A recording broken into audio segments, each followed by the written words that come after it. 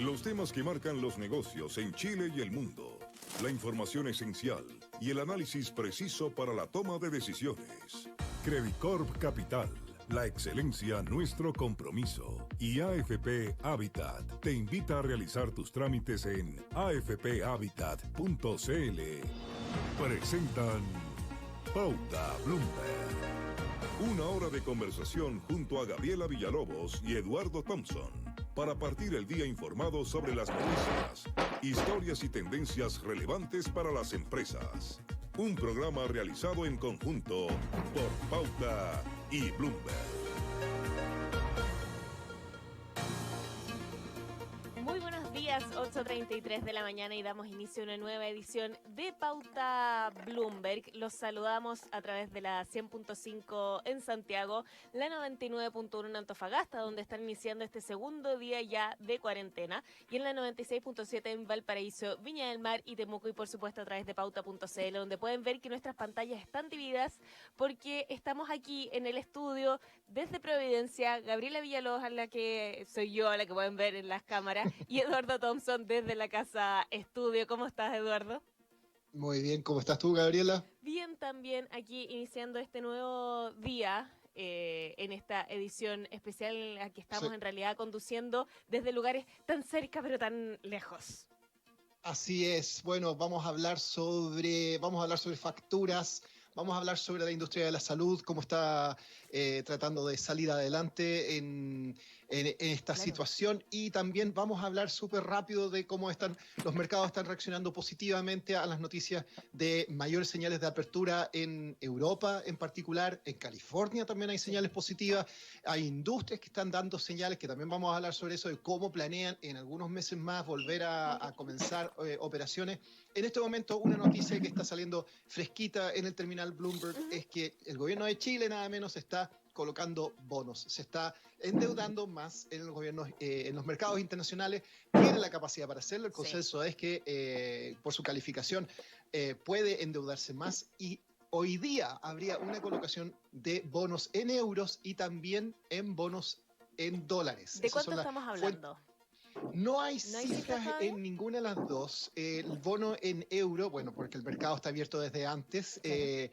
hay indicaciones de que colocaría un bono en euro al 2025 a tasa del 1,625, ¿Ya?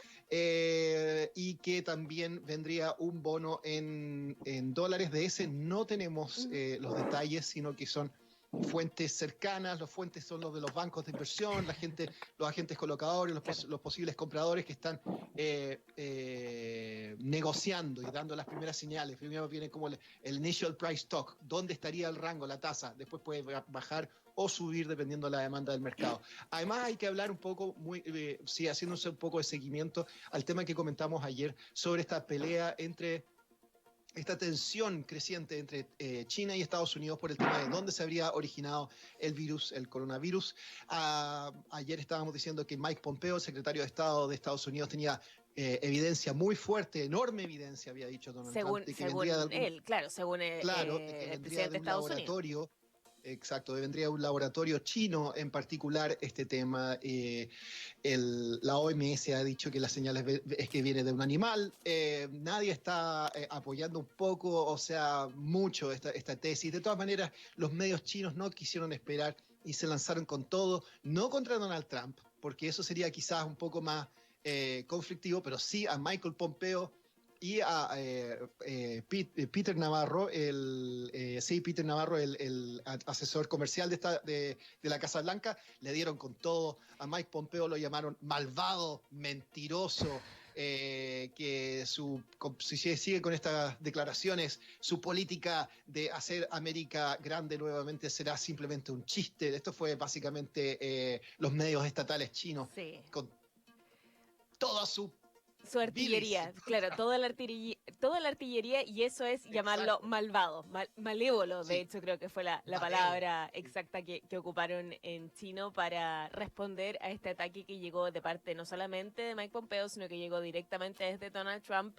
anteayer, en el que dijo que tenía evidencia fuerte que el virus había sido originado en un laboratorio en China. Esto es parte también de las teorías conspirativas que han estado rondando desde que comenzó en realidad la salida salida del virus desde China empezaron estos rumores que, claro, como no atacan a los niños, que es lo que les importa en China en este minuto, y habría muchísima evidencia. Esto es parte de las teorías conspirativas. Muchísimos científicos en el mundo han salido a desmentir esto, pero bueno, el temor de los mercados es que esto sea un argumento usado para volver a la guerra tarifaria, que fue la que nos mantuvo también bastante ocupados en los últimos meses, muchísimo antes de que llegara el coronavirus a Chile. ¿Te acuerdas de esos días de guerra comercial? Claro, cuando esa era también nuestra mayor preocupación. Era un tema importante, Exacto. sin duda, pero no, estábamos viviendo una pandemia confinados en nuestras casas, así que el mundo ha cambiado muchísimo. Tenemos mucho más que contarles, no solamente sobre esta batalla, esta disputa verbal que ha quedado, por lo menos en el plano verbal por ahora, entre China y Estados Unidos. Los invitamos a revisar las noticias que están marcando la jornada.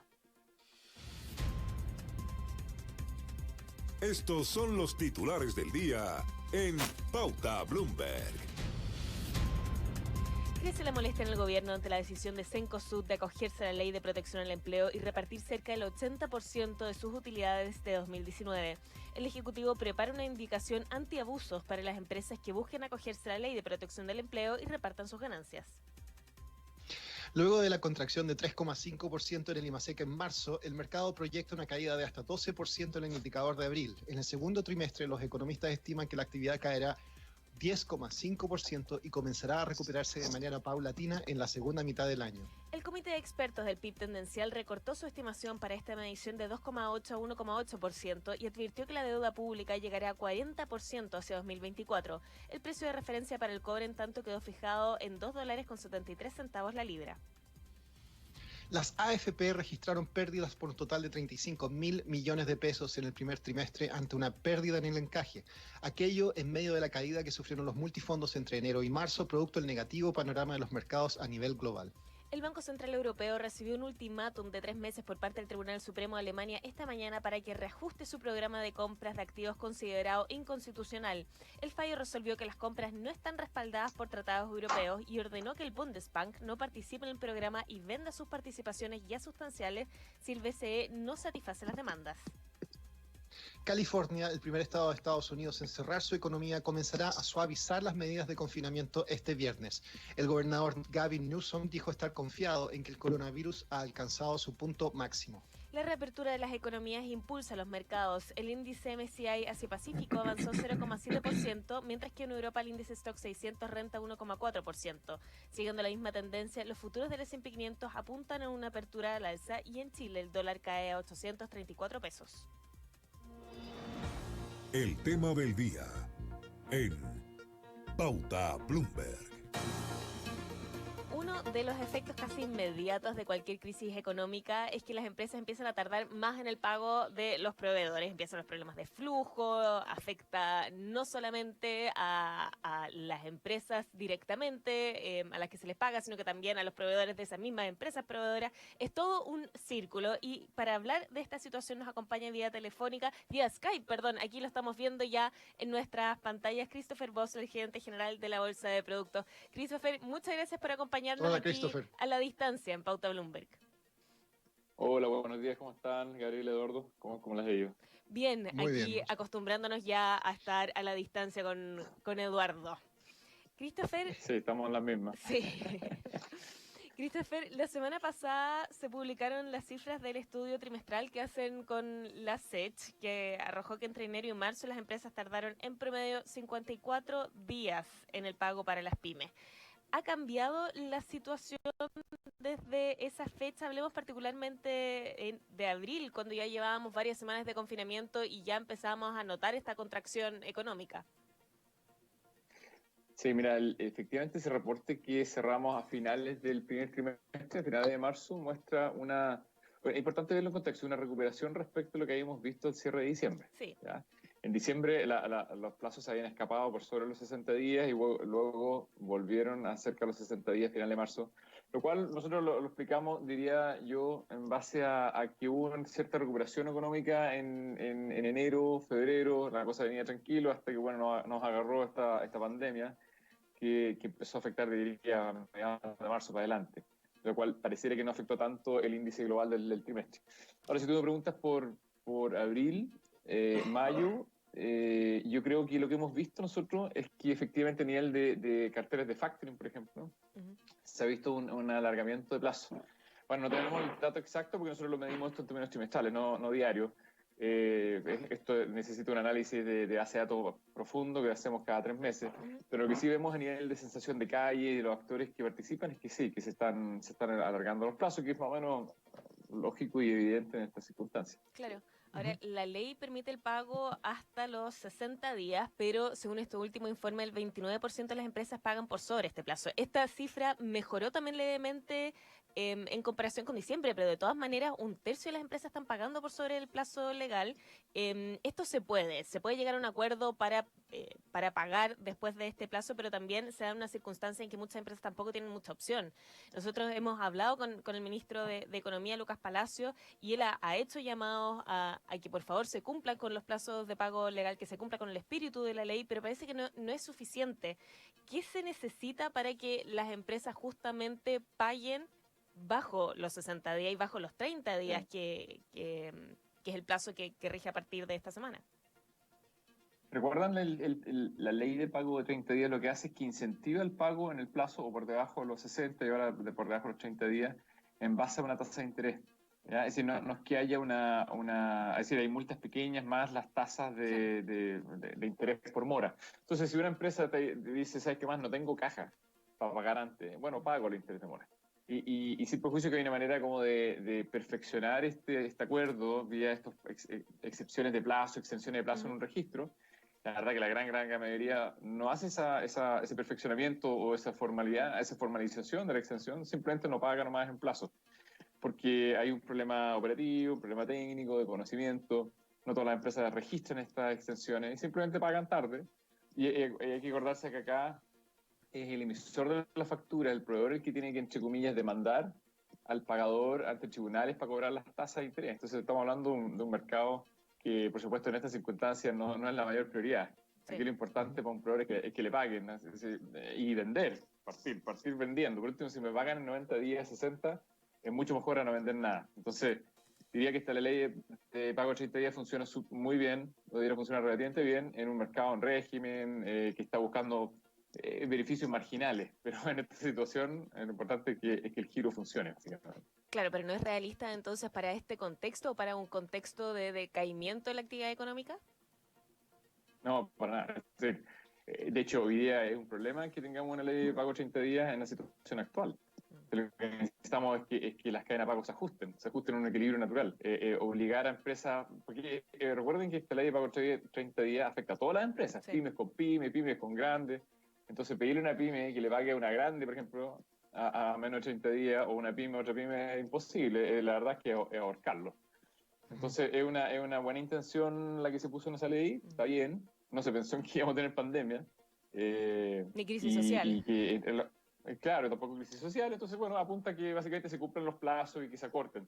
Pero en esta circunstancia, la verdad que no es como pedirle pero al olmo, no se puede. Es decir, simplemente es mejor que la economía funcione y que los plazos pagos se adapten a lo que cada compañía puede pagar. Christopher, estamos hablando con Christopher Bostler, gerente general de la Bolsa de Productos. Tú tienes también una sensación muy clara de lo que es la industria del factoring, por estar en la bolsa trabajando con, que es uno de los principales productos, ¿no? La factura. Dime, el factoring y otras industrias financieras se han sentido o han dicho que necesitan quizás tener acceso a estas liquidez que el Banco Central está aportando solo a los bancos y a algunas cooperativas. ¿Cuál es tu sensación de la salud financiera de esa industria en este momento? ¿Crees que pueden enfrentar problemas? Bueno, lo primero que marcar donde se puede marcar el punto gordo es que tiene razón en términos de la industria del factoring. Es una industria que en general ha sido como medio olvidada, ¿eh? Y la verdad que es bien importante hoy día. Da una desventaja del libre mercado es que cada industria crece en la medida que encuentra los espacios. Y la verdad que el sector financiero no bancario en los últimos 10 años en Chile ha crecido mucho. Hoy día los cálculos entre nuestro y de otra gente estiman entre un 30 y tanto % del mercado global de crédito en Chile están estas instituciones financieras no bancarias. En particular factoring, que financia capital de trabajo. Estas compañías, por supuesto que han tenido que tener capacidad de caja para poder aguantar estos aumentos de mora o aumentos de plazo de pago. Porque recuerden que un factoring lo que hace es que compra una factura destina capital, espera que le paguen y así va colocando de nuevo en una rotación constante. Entonces, si los plazos de pago se empiezan a alargar, bueno, el capital queda retenido más tiempo. Entonces, tienen que tener más capacidad de acceso al capital, o lo que hacemos nosotros en bolsa, y lo que ha sido muy interesante y exitoso para profundizar el mercado, es otorgarle un mercado secundario a las carteras de factoring. Es decir, va un factoring a la pyme con los riesgos que involucra, con el conocimiento que tienen, compran la factura, la logran madurar en el sentido que tiene mérito ejecutivo, cumple con una serie de riesgos operacionales y luego la venden en el mercado secundario. Ahí entran los fondos de inversión a comprar. Ese es un mercado que funciona muy, muy bien, está muy afinado, digamos, el movimiento del mercado, pero a propósito de la crisis social del año pasado y ahora la pandemia, los fondos de inversión están bastante más cautos en las compras de riesgo, en compras de factura. Y eso, por supuesto, que ha afectado a las cadenas de financiamiento de los fondos. Por eso es que es tan relevante que sean considerados en el plan de, entre comillas, inyección de recursos. Christopher, ¿y cómo se ha reflejado esto en las transacciones de facturas dentro de la misma bolsa? Tú decías que los fondos que invierten en facturas están más reticentes de ir al riesgo. ¿Se están concentrando principalmente en las facturas emitidas de grandes empresas? ¿Ha bajado el volumen? ¿Ha subido el volumen de transacción? ¿Qué nos puedes explicar sobre esa situación? Sí, indudablemente ha bajado el volumen si consideramos plataformas de bolsa y Puerto X, que es nuestra plataforma OTC, transacción, pero en el mercado no regulado. Mandando a las plataformas estamos evidenciando una caída del orden del 30% en volumen, que tiene que ver, la verdad, con un nivel de mayor selectividad de los compradores, en términos de todos aquellos financiamientos donde el pagador lo que hacía era buscar financiamiento vía extensiones de plazo. Básicamente ha estado fuera del mercado los últimos 6 meses, desde la crisis social. Y eso era una parte relevante de la bolsa, por lo menos un 20-30%. Lo cual hace que hoy día básicamente se estén transando, como tú muy bien decías, grandes pagadores. Los Walmart, los Escondidas, los Codelco, etcétera. Grandes compañías, Colbún, Eurosuper, donde básicamente el proveedor le emite su factura normalmente y accede a una muy buena tasa de interés y descuento, pero respecto a sus clientes de gran tamaño. Y ahí lo que ha pasado algo más o menos parecido a lo que dicen en Estados Unidos como el flight to quality dentro del mercado. Es decir, voy a volar a la calidad. ¿Y cuál es la calidad en este mercado? Es pagadores de grandes patrimonios, ¿cierto? Muy grandes. Segundo, busco facturas de menor plazo, de manera tal de hacer una rotación más corta, tener más certeza en el corto plazo del flujo. Tercero, buscar tickets de transacción más chicos, no grandes paquetes, sino mejor busco paquetes de alta diversificación. De esa manera los inversionistas buscan diversificarse, buscan plazos más cortos y mejores pagadores. Eso ha ido pasando en los últimos 6-7 meses. Estamos conversando con Christopher Bosler, gerente general de la Bolsa de Productos. Christopher, esta semana empiezan a entregarse los créditos COVID de parte de la banca privada, que es una de las medidas que ha implementado el gobierno para el apoyo de las pequeñas y medianas empresas junto con otros alivios tributarios. Tú has sido bastante crítico de las medidas, has dicho que al gobierno le ha faltado creatividad para lograr apoyo a las pymes. ¿Qué se necesita? ¿Cuál es la propuesta? Lo que pasa es que, sí, lo que pasa es que solamente hemos visto en lo que es la inyección de recursos a las pymes el FOGAPE, ¿no? Y algo del FOGAIN. Pero la verdad que el FOGAPE existe en Chile, no sé, pueden ser 30 años, 40 años. Y siempre ha sido complejo, no es una herramienta sencilla. No solo porque está lleno de letras chicas, digamos, y por tanto las instituciones financieras que luego van a cobrar a la garantía se encuentran que no pueden, sino que también es complejo operacionalmente. ¿Por qué? Entonces, depender todo en el FOGAPE, porque al final es como una compañía de seguro el FOGAPE. Es decir, está lleno de cortapisas en todos lados, te llegas a equivocar en algo y la verdad que te quedaste sin cobertura. Entonces, el depender todo ahí implica que el tema operacional está súper resuelto y no está lejos de estar resuelto. Entonces, me parece que está bien que se haga, pero no debe ser lo único. Por eso digo que hay que ser más creativo en términos de buscar otras herramientas. Y tocando el punto que hablábamos recién de las instituciones financieras no bancarias, bueno, está todo ese sector que está no cubierto, que está básicamente fuera de este ámbito. Fogaín es una posibilidad con Corfo que se está dando vuelta, pero está también un tema que nosotros veníamos viendo hace tiempo, que tiene que ver con los mercados secundarios, ¿ya? Cuando digo creatividad es porque existen herramientas en el mercado hace rato. Nosotros hablamos de cerca, porque hablamos de la bolsa de productos, pero bueno, al final es la única bolsa que permite un mercado secundario de capital de trabajo, que en este caso son las facturas. Y aquí llevamos desde el año 2008 con las super de pensiones, intentando que la factura sea un instrumento afeteable, ¿eh? Que sea un instrumento que la AFP puedan comprar directamente. De eso hablamos cuando hablamos de creatividad, de permitir usar las herramientas que ya existen sin cambios de ley para que sea muy sencillo inyectar recursos a la economía. Claro. Y ahí tenemos dos propuestas arriba de la mesa. Perdona, Gabriel, dos temas arriba de la mesa. Uno, que permitía que los bancos puedan salir a comprar facturas en el mercado, que hoy día no lo pueden hacer por la norma antigua de la CMF o de la Super de Banco. Y por otro lado, que efectivamente las AFPs pueden inyectar recursos directos e indirectamente a las facturas, como instrumento similar a la renta fija. Christopher, bueno, lo que quería saber rápido, si ha habido algún también variaciones en lo que es las transacciones de los otros productos que mueve la bolsa de productos, principalmente en el tema agrícola. El año 2019 fue un año poco agrícola para la bolsa, se podría decir, porque en general lo que más se venía transando eran los pactos retrocompra sobre ganado, ¿ya? Sobre repos sobre ganado vivo. Y el año, hace 2018-2019, el ciclo de precio del ganado estaba muy bajo. Es decir, en otras palabras, los márgenes para los productores ganaderos estaban muy malos. Entonces, el mercado se salió un poco de esa operación y recién están volviendo. De alguna manera, esos ciclos de precios han estado un poco mejor en el último tiempo y las repos sobre animal vivo están creciendo, pero sigue siendo poco respecto al mercado global, ¿eh? No estamos hablando de que sean más de un 5% total de transacciones. La factura por lejos pasó a ser un instrumento muy útil, muy profundo. Uno piensa en una factura pura y simple, pero la verdad tiene un montón de aristas y posibilidades distintas en distintos ámbitos que la verdad que nunca nos quedamos sin trabajo para poder seguir desarrollando este mercado. Muy bien, Christopher Bosler, gerente general de la Bolsa de Productos. Muchas gracias por habernos acompañado hoy en Pauta Bloomberg. Muchas gracias, Christopher. Estén muy bien, mucha suerte. Igual. Pauta Bloomberg en Pauta 100.5. Sin perder de vista sus objetivos, Credicorp Capital implementa trabajo remoto en todos sus equipos y en los